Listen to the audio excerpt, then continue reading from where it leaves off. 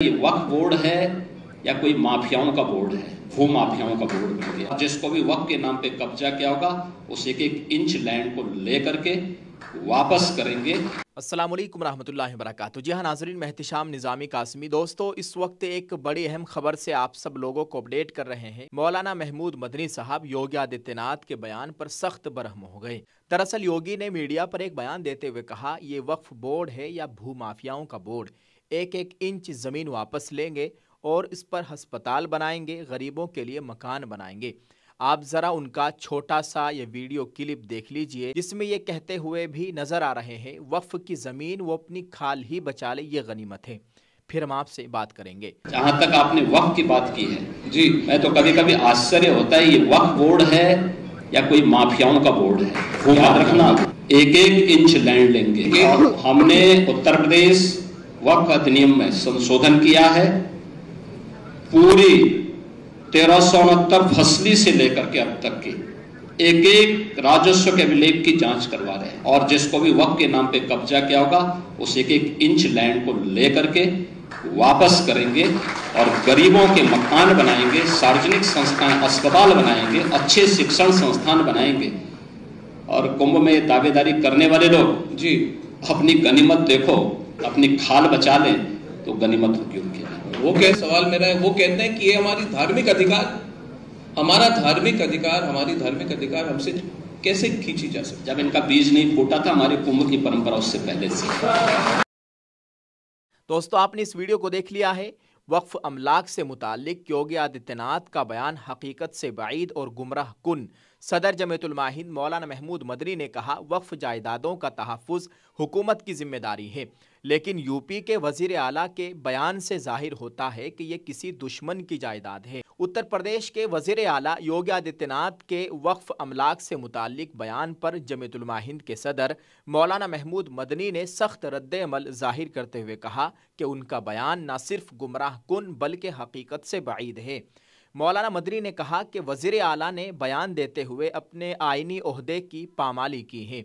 उनके बयान से ऐसा महसूस होता है कि वो एक मखसूस अक़लियत के ख़िलाफ़ बरसरे पैकार हैं। मौलाना मदनी ने बताया कि वक्फ अमलाक का मकसद हमेशा से माशरती फ़लाह व बहबूद रहा है और उनका इस्तेमाल इस्लामी तालीमात के मुताबिक मसाजिद, तालीमी इदारों, हस्पतालों और यतीम खानों की तामीर और ज़रूरतमंदों की इमदाद के लिए होता है। मौलाना मदनी ने मज़ीद कहा कि वक्फ बोर्ड का क़याम 1954 के वक्फ एक्ट के तहत अमल में आया। इसी बुनियाद पर मुल्क की बेशतर रियासतों में वक्फ एक्ट कायम है, जिनकी निगरानी और सरपरस्ती रियासती हुकूमतें करती हैं।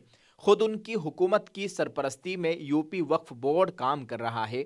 नीज़ एक सेंट्रल वक्फ कौंसिल भी है जो हुकूमत हिंद की निगरानी में चलता है। ये एक हकीकत है कि हिंदुस्तानी कानून ने वक्फ अमलाक के तहफ़्फ़ुज़ के लिए बाकायदा और मुस्तहकम निज़ाम कायम किया है, लिहाजा उन्हें इस तरह का बयान देते हुए उसके असरात व नताइज पर गौर करना चाहिए, क्योंकि उनका बयान के वक्फ बोर्ड ज़मीन माफिया है, भू माफिया है, इससे नतीजा अख्ज़ किया जा सकता है कि वो मुल्क के कानून, इसके आइन और यहाँ की हुकूमतों को इस माफिया का सरपरस्त बता रहे हैं, और ये कि वक्फ जायदादें इस मुल्क का हिस्सा नहीं है बल्कि किसी दुश्मन की जायदाद है। मौलाना मदनी ने यह भी कहा कि वक्फ बोर्ड के बावजूद इस मुल्क में बड़ी तादाद में वक्फ की ज़मीनों पर सरकारी व गैर सरकारी इदारों ने कब्ज़ा कर रखा है। इस हवाले से वज़ारत अक़लियती उमूर ने 27 नवंबर 2024 को पार्लियामेंट में तस्लीम किया था कि 58,929 वक्फ जायदादें तजावुज़ात की शिकार हैं। बीजेपी रुकन पार्लियामेंट बिस्वाराज बोमई के सवाल के जवाब में यूनियन अक़लियती उमूर के वज़ीर किरण रिजिजू ने कहा कि वज़ारत और सेंट्रल वक्फ कौंसिल को वक्फ जायदादों के मुतालिक मुख्तलिफ मसाइल पर शिकायत मौसूल होती रहती हैं, जिन्हें मुताल्लिका रियासती वक्फ बोर्ड्स और हुकूमतों को मुनासिब कार्रवाई के लिए इरसाल किया जाता है। मौलाना मदनी ने इस बात पर जोर दिया कि वक्फ के हवाले से बहुत सारी गलतफहमियाँ फैलाई जा रही है, लेकिन एक ज़िम्मेदार ओहदे पर बैठे शख्स को ऐसे गैर हकीकत पसंदाना बयान से गुरेज करना चाहिए। बहैसियत वज़ीर आला उनकी आइनी ज़िम्मेदारी है कि वो वक्फ जायदादों को तहफ़्फ़ुज़ फ़राहम करे, लेकिन उनके इस तरह के बयान के बाद ये उम्मीदें मादूम हो गई हैं।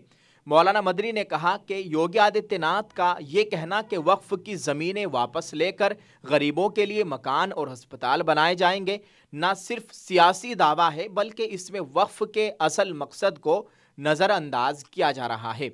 वक्फ की ज़मीनें हमेशा से गरीबों, यतीमों और मुस्तहिक अफराद के फ़ायदे के लिए वक्फ की जाती रही है और उनका इस्तेमाल इन फलाही मकासद के लिए होना चाहिए। उन्होंने हुकूमत को मुतवज्जे किया कि वो वक्फ के मसाइल पर आइनी और कानूनी हुकूक का एहतराम करे और हर रियासत में कायम वक्फ बोर्ड को मज़ीद मजबूत बनाए और इस बात को यकीनी बनाए कि वक्फ की ज़मीनों का इस्तेमाल उसके असल फलाही मकासद के लिए हो। दोस्तों, आप इस ताल्लुक़ से क्या कहना चाहेंगे? आपने उत्तर प्रदेश के वज़ीर आला योगी आदित्यनाथ का बयान भी सुन लिया है और आपने जमीयतुल उलमा हिंद के सदर मौलाना महमूद मदनी साहब का बयान भी हमारी ज़बानी सुन लिया है। आप इस ताल्लुक़ से क्या कहना चाहेंगे? कमेंट करके अपनी राय का इजहार ज़रूर कीजिएगा।